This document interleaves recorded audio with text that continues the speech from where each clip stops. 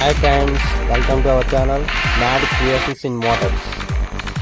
Please subscribe and share and comment. అలాగే పక్కన గంటని కూడా నొక్కండి.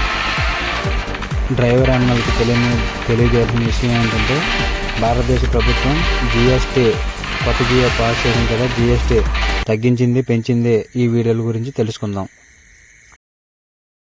ట్రాక్టర్స్ జిఎస్టీ భారతదేశపు వస్తువులు మరియు సేవల పన్ను జిఎస్టీలోని ఇటీవలి సంస్కరణలు చాలా ట్రాక్టర్లు మరియు వ్యవసాయ యంత్రాలపై పన్ను రేటును 12% నుండి 5%కి తగ్గించాయి.